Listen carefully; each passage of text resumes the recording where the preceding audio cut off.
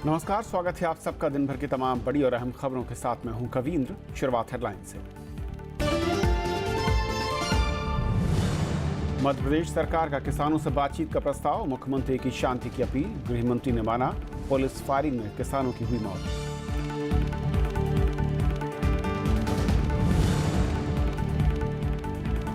हिरासत के बाद कांग्रेस उपाध्यक्ष रिहा, बिना चेतावनी के किसानों पर गोलीबारी का लगाया आरोप। राजस्थान सीमा पर पीड़ितों से की मुलाकात।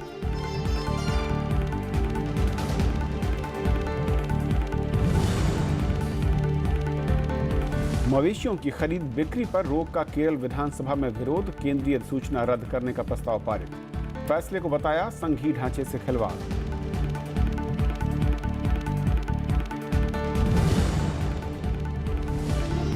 अमेरिकी राष्ट्रपति डोनाल्ड ट्रंप की बड़ी मुश्किलें, बर्खास्त FBI निदेशक ने लगाया दबाव का आरोप। कहा पूर्व NSA के खिलाफ जांच रोकने की थी मांग।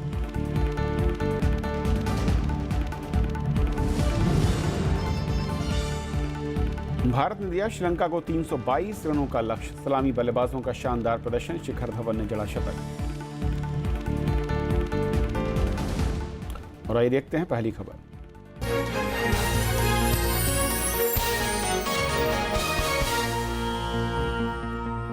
मंदसौर जाते समय हिरासत में लिए गए कांग्रेस उपाध्यक्ष राहुल गांधी को रिहा कर दिया गया है। प्रशासन ने भी राहुल गांधी को मध्य प्रदेश राजस्थान सीमा पर मारे गए किसानों के परिजनों से मिलने की मंजूरी दी। राहुल गांधी ने केंद्र और राज्य की बीजेपी सरकार को किसानों की बदहाली के लिए जिम्मेदार ठहराया। उधर बीजेपी ने कांग्रेस पर किसानों पर राजनीति करने का आरोप लगाया। मंदसौर में आंदोलन में मारे गए किसानों के परिजनों से मिलने कांग्रेस उपाध्यक्ष राहुल गांधी बुधवार को उदयपुर से सड़क मार्ग से रवाना हुए। उन्होंने बीच रास्ते में कार छोड़कर मोटरसाइकिल से दूसरे रास्ते से मंदसौर पहुंचने की कोशिश की, लेकिन नीमच के नया गांव में मध्य प्रदेश पुलिस ने उन्हें हिरासत में ले लिया।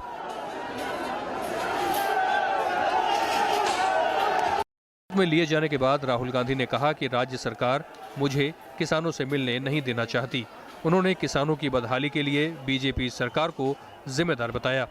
नरेंद्र मोदी हिंदुस्तान के सबसे अमीर लोगों का 1,50,000 करोड़ रुपया माफ किया है। किसानों का माफ नहीं कर सकते हैं, किसानों को सही रेट नहीं दे सकते, किसानों को बोनस नहीं दे सकते, किसानों को मुआवजा नहीं दे सकते, किसान को सिर्फ गोली दे सकते हैं, गोली। मध्य प्रदेश के पूर्व मुख्यमंत्री और कांग्रेस महासचिव दिग्विजय सिंह और JDU नेता शरद यादव भी राहुल गांधी के साथ थे। किसानों को कंसोल करने, उनकी मांग के साथ खड़ा होने के लिए हम योग यहाँ आए हैं।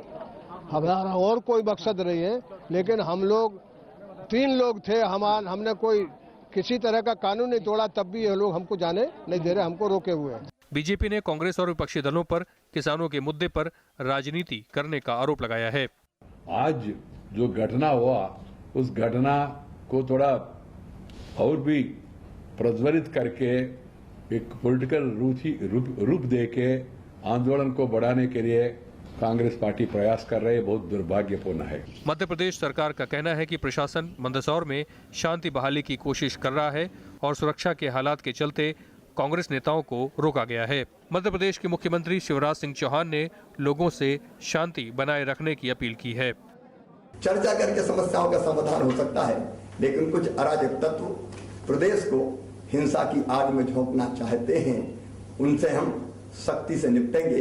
उनके मंसूबे कामयाब ना होने दें, शांति बहाली में सहयोग करें। मंदसौर में मंगलवार को किसानों के प्रदर्शन के दौरान पुलिस फायरिंग के मुद्दे पर अब सियासत भी तेज हो गई है। मंदसौर से रविंद्र सिंह चौहान, राज्यसभा टीवी। रिहा होने के बाद कांग्रेस उपाध्यक्ष राहुल गांधी ने राजस्थान के डोरिया में मंदसौर पुलिस फायरिंग में मारे गए किसानों के परिवार से मुलाकात की। उन्होंने पीड़ितों से अपनी संवेदना जताई। राहुल गांधी ने कहा कि इन लोगों की मांग है कि मारे गए किसानों को शहीद का दर्जा दिया जाए। कांग्रेस ने ये बात उठाएगी और इनकी पूरी मदद करेगी। कांग्रेस उपाध्यक्ष ने संसद में भी इस मुद्दे को उठाने की बात और इनके साथ 2 मिनट में रहना चाहता था, इनको बताना चाहता था कि हम मध्य प्रदेश में किसान आंदोलन से स्थिति तनावपूर्ण बनी हुई है। हिंसा के आरोप में कई लोगों को हिरासत में लिया गया है। मंदसौर में आज महिलाओं और बच्चों के लिए कर्फ्यू में 2 घंटे की ढील दी गई। मंदसौर के जिलाधिकारी और पुलिस अधीक्षक का तबादला कर दिया गया है। तो राज्य के गृह मंत्री ने माना है कि किसानों की मौत पुलिस फायरिंग में ही हुई। उधर महाराष्ट्र में किसानों की बैठक हुई और आंदोलन को जारी रखने पर सहमति बनी। मंदसौर में किसान आंदोलन थमने का नाम नहीं ले रहा है। दिन भर आगजनी और तोड़फोड़ की वारदातें होती रहीं। टोल प्लाजा को भी निशाना बनाया गया। अंदर ऑफिस में आग लगा दी है। 10-12 लाख रुपए का केस था सर, वो तिजोरी नहीं मिली है और केस लूट गए और बाकी के डॉक्यूमेंट्स वगैरह था वो जला दिए। राज्य के गृह मंत्री भूपेंद्र सिंह ने पुलिस फायरिंग से किसानों की मौत स्वीकार कर ली है। पहले उन्होंने इनकार किया था और आरोप असामाजिक तत्वों पर लगाया था। देखिए, जिन 5 किसानों की मृत्यु हुई है वह पुलिस की गोली से ही मृत्यु हुई है। ये जांच में स्पष्ट प्रारंभिक जांच में स्पष्ट हुआ है और घटना दुखद है। इस बीच सरकार ने मंदसौर के जिलाधिकारी और पुलिस अधीक्षक का तबादला कर दिया है। ओपी श्रीवास्तव को जिलाधिकारी और मनोज कुमार सिंह को पुलिस अधीक्षक नियुक्त किया गया है। पीपला मंडी थाने के इंस्पेक्टर को ड्यूटी से हटा दिया गया है। पुलिस ने 7 मामले दर्ज किए हैं। हिंसा के आरोप में 62 लोगों को हिरासत में ले लिया गया है। मंदसौर समेत आसपास के जिलों में भारी संख्या में सुरक्षा बल तैनात हैं। इन जिलों में भी आंदोलन फैल गया है। पूरे जिले में कोई अप्रिय घटना नहीं हुई है। हमने सभी जगह तहसील लेवल पे और जो भी सेंसिटिव प्लेसेज हैं वहाँ फोर्स लगा दी है। वरिष्ठ अधिकारी हैं, मजिस्ट्रेट भी नियुक्त किए गए हैं और किसी भी प्रकार से उपद्रव करने वालों को कोई छूट नहीं दी जाएगी, कड़ी कार्रवाई की जाएगी। उधर महाराष्ट्र के नासिक में किसान संगठनों की बैठक हुई। इसमें आंदोलन को व्यापक बनाने और 16 जून को दिल्ली में विरोध प्रदर्शन को सफल बनाने पर चर्चा हुई। सांसद राजू शेट्टी ने कहा कि मध्य प्रदेश के किसानों के साथ बर्बरता बर्दाश्त नहीं की जाएगी। वहाँ के किसान परिवारों को मिलकर मैं उनको ये भरोसा दिलाऊंगा कि वो अकेले नहीं है। वो लड़ाई अकेले मध्य प्रदेश के किसानों की नहीं, पूरा देश उनके पीछे खड़ा है। और हम ये जो किसान शहीद हुए उनका बदला अवश्य दिलाएंगे। महाराष्ट्र के साथ मध्य प्रदेश में 1 जून से ही किसान आंदोलन चल रहा है।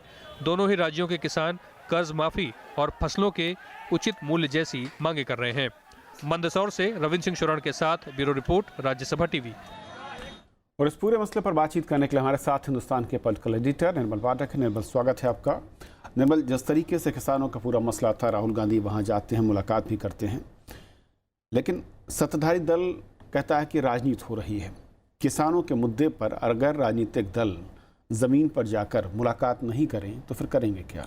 बिल्कुल, देखिए, कांग्रेस पार्टी, भारतीय जनता पार्टी जो मेन मुद्दा है अभी भी, वो इतनी बड़ी घटना के बाद भी मुझे ये बयान उनका बहुत एक पॉलिटिकल मैच्योरिटी वाला नहीं लगा। उनका स्टेट लीडरशिप का भी और सेंट्रल लीडरशिप का भी।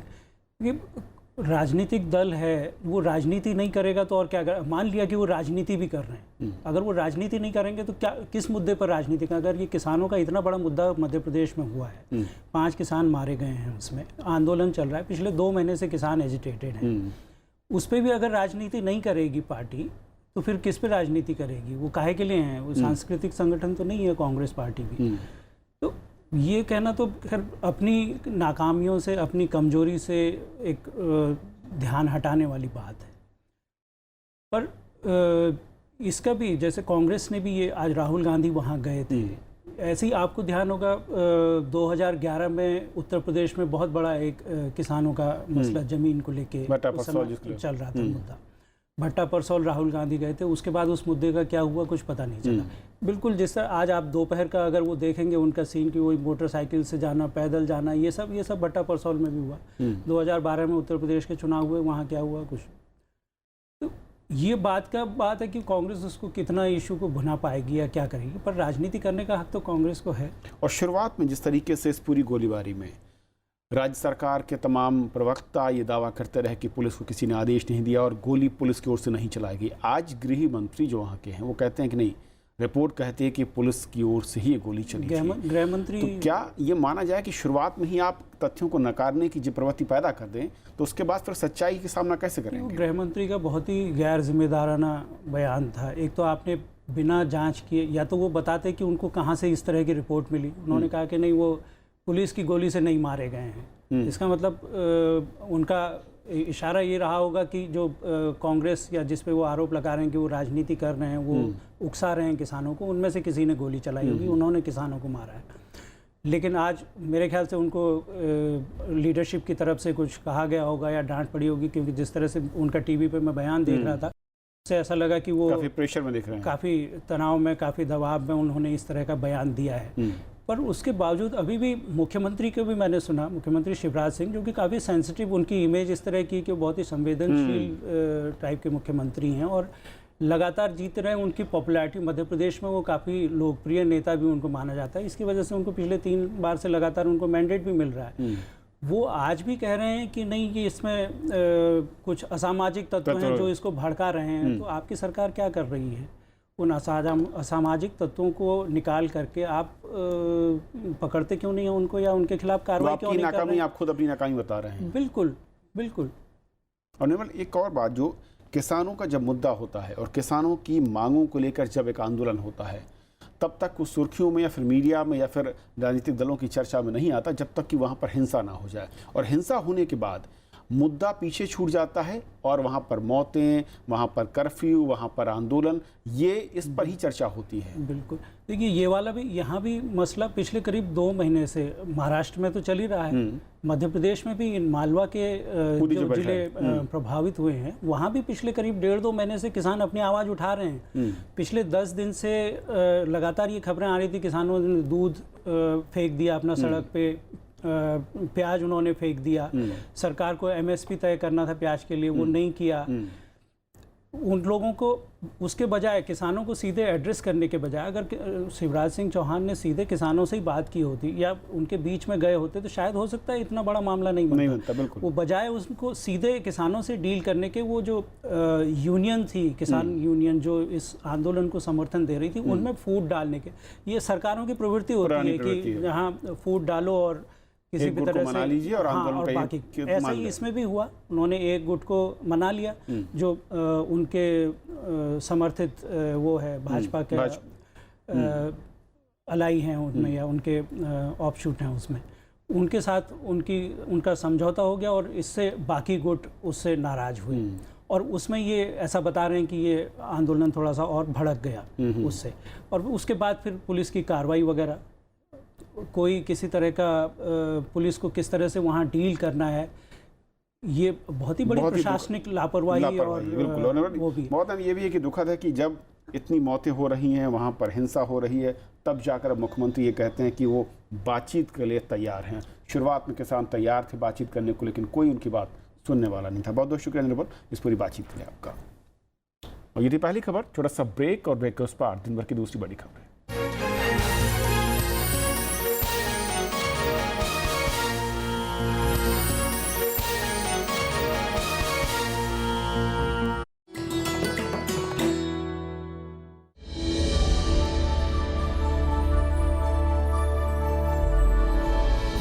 अमर्त्य सेन पहले भारतीय जिन्हें मिला अर्थशास्त्र के क्षेत्र में नोबेल सम्मान। गरीबी और भूख जैसे विषयों पर सेन ने किया है उल्लेखनीय काम। लोक कल्याणकारी अर्थशास्त्र की उनकी अवधारणा ने दिलाई विश्वव्यापी पहचान। वर्ष 2010 में सर्वाधिक प्रभावशाली व्यक्तियों की टाइम मैगजीन की सूची में शामिल था उनका नाम।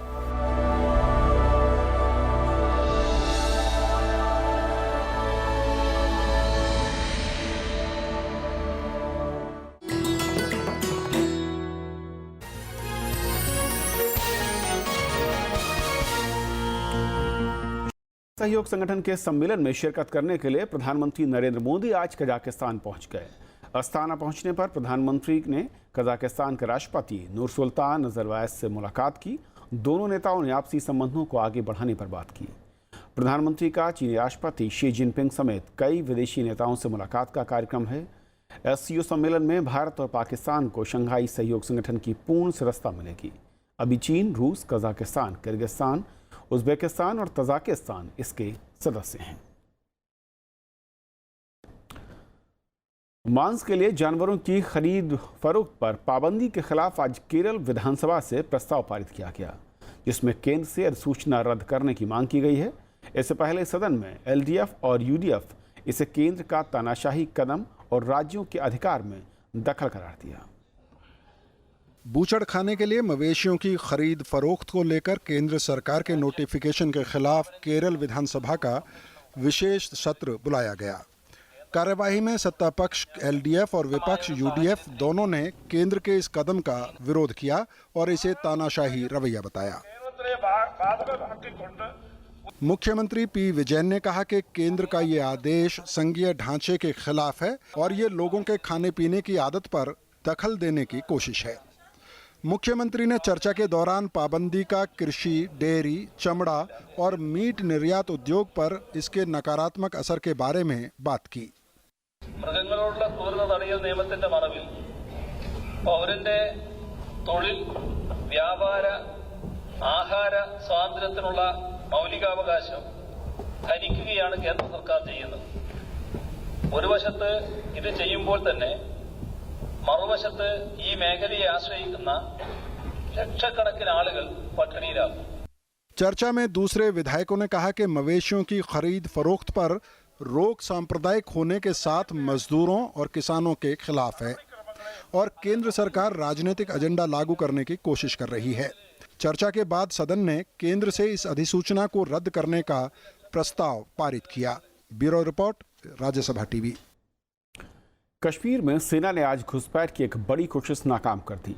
सुरक्षा बलों ने 3 आतंकवादियों को मार गिराया। ये मुठभेड़ कुपवाड़ा जिले के नौगाम सेक्टर में हुई, जिसमें सेना का एक जवान शहीद हो गया। पिछले 24 घंटे में आतंकियों के खिलाफ ये दूसरा सफल अभियान है। कल माछिल सेक्टर में भी घुसपैठ की कोशिश नाकाम करते हुए 3 आतंकियों को मार गिराया गया था।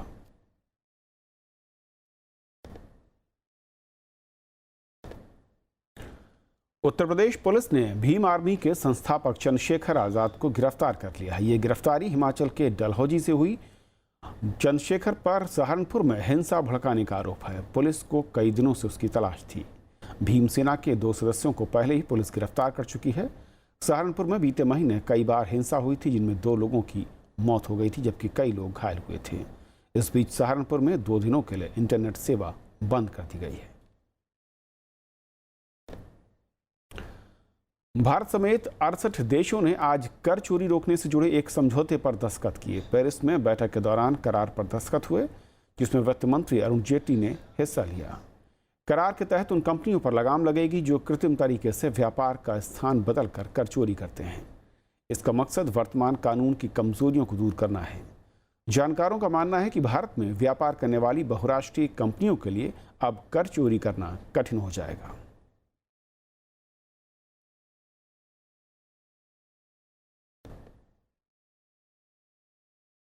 FBI के निदेशक से हटाए गए जेम्स कोमी के बयान से अमेरिका में राजनीतिक उथल-पुथल हो गई है। सीनेट में दिए गए बयान में कोमी ने कई चौंकाने वाले खुलासे किए। ये तस्वीरें हैं सीनेट के सामने पेश किए गए जेम्स कोमी के लिखित बयान की। 7 पेज के बयान में उन्होंने कहा कि राष्ट्रपति डोनाल्ड ट्रंप ने पूर्व सुरक्षा सलाहकार माइकल फ्लिन के खिलाफ जांच बंद करने के लिए कहा था। कोमी ने आरोप लगाया कि इस मामले में ट्रंप ने उनसे वफादारी की मांग की थी। इसके बाद विपक्षी डेमोक्रेटिक पार्टी ने तल्ख रवैया अपना लिया और वो डोनाल्ड ट्रंप के खिलाफ महाभियोग लाने की तैयारी में है। This is a difficult time for our country. We need governance that is competent and that respects the rule of law. The standard for high crimes and misdemeanors has been met. And I think that will be further confirmed when we hear Comey testify in person tomorrow. Congress की सुनवाई के लिए इसे कोमी का शुरुआती बयान माना जा रहा था, लेकिन खुफिया मामलों पर सीनेट सेलेक्ट कमेटी ने इसे बैठक से 1 दिन पहले ही जारी कर दिया। शुक्रवार को सेलेक्ट कमेटी के सामने जेम्स कोमी अपनी बात रखेंगे। जानकार इस सुनवाई को अमेरिकी राजनीति के लिए बेहद अहम मान रहे हैं। When it comes to Comey's statement, much of what he has put in the statement had already been leaked to the press, that we already knew about, that there are plenty of uncomfortable moments between the FBI director and President Trump. Report जारी होने के चंद घंटे बाद ही Donald Trump Ohio से white house पहुंच गए। असल में अमेरिकी राष्ट्रपति चुनाव में रूस की भूमिका के संदर्भ में जेम्स कोमी मामलों की जांच कर रहे थे। कोमी उस वक्त FBI के प्रमुख थे और तहकीकात के दौरान उन्होंने पूर्व राष्ट्रीय सुरक्षा सलाहकार माइकल फ्लिन को तलब किया था। डेमोक्रेटिक पार्टी का कहना है कि ट्रंप ने जांच रोकने की बात कर न्याय में बाधा पहुंचाई है। Bureau report, Rajya Sabha TV. Britain में समय से पहले होने वाले चुनाव पर पूरी दुनिया की निगाहें टिकी हुई हैं। ब्रेक्जिट के बाद पैदा हुए हालात में प्रधानमंत्री थेरेसा मे ने पहले चुनाव का फैसला लिया था, जिसमें वहां के लोग बढ़ चढ़कर हिस्सा ले रहे हैं। चुनाव ऐसे वक्त हो रहा है जब बीते दिनों वहां पर 2 आतंकी हमले भी हुए। ये तस्वीरें हैं इंग्लैंड की राजधानी लंदन की, जहां सुबह 7 बजे से ही लोग मतदान केंद्र पर वोटिंग के लिए पहुंच गए। स्थानीय समय के मुताबिक वोटिंग रात 10 बजे तक होगी। संसद के निचले सदन यानी हाउस ऑफ कॉमन्स की सभी 650 सीटों के लिए हो रहे मतदान पर ब्रिटेन का भविष्य टिका है। ज्यादातर मतदाताओं के लिए ब्रेक्जिट सबसे बड़ा मुद्दा है। Brexit instantly only in the sense that having had a referendum that says we leave, everyone is now screaming it must be rigged. So if we don't leave, presumably it's also rigged. He thinks that we need good housing, healthcare, education for everybody, working class people, black people, disabled people. I was at his rally last night.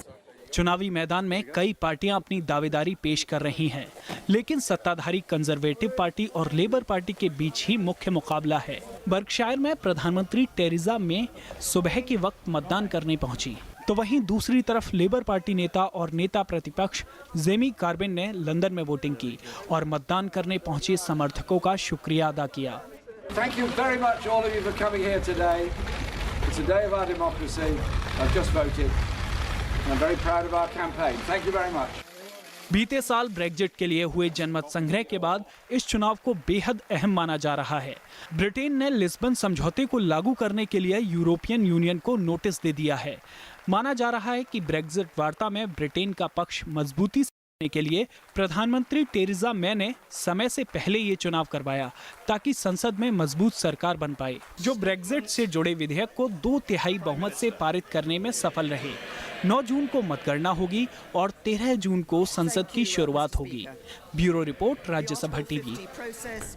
Uttar Korea ने आज सतह से जहाज पर मार करने वाली कई बैलिस्टिक मिसाइलों का परीक्षण किया। दक्षिण कोरिया ने इसका दावा किया है। मिसाइलें हवा से 200 किलोमीटर तक गईं। दक्षिण कोरिया का कहना है कि मिसाइलें युद्धपोतों से बचाव के लिए बनाई गई हैं। इसके बाद दक्षिण कोरिया के राष्ट्रपति मून जाए-इन ने राष्ट्रीय सुरक्षा परिषद की बैठक बुलाई। उन्होंने सेना को जवाबी कार्रवाई के लिए तैयार रहने को निर्देश दिए। चीन ने दोनों पक्षों को मिलकर तनाव कम करने को कहा है।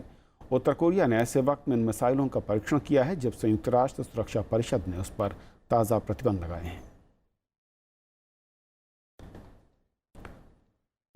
शिखर धवन के शानदार शतक के चलते चैंपियंस ट्रॉफी में अपने दूसरे मुकाबले में टीम इंडिया ने श्रीलंका के सामने 322 रन का लक्ष्य दिया। टॉस जीतकर श्रीलंका ने पहले गेंदबाजी का फैसला किया। भारत की ओर से रोहित शर्मा और शिखर धवन ने ठोस शुरुआत की। शिखर धवन ने शानदार 125 रन बनाए। रोहित शर्मा 78 रन बनाकर आउट हुए। महेंद्र सिंह धोनी ने तेज पारी खेलते हुए 63 रन बनाए। हालांकि विराट कोहली, युवराज सिंह और हार्दिक पांड्या का बल्ला नहीं चला। भारत ने 6 विकेट खोकर 321 रन बनाए। श्रीलंका की ओर से लासित मलिंगा ने सबसे ज्यादा 2 विकेट लिए। The timing is superb. The placement is brilliant from Shikhar Dhawan today. 3.0 बड़ा शॉट खेला है, फील्डर मौजूद, लेकिन उसके ऊपर से निकलता हुआ 6 रन के लिए। तो इस बुलेटिन में इतना ही। नमस्कार।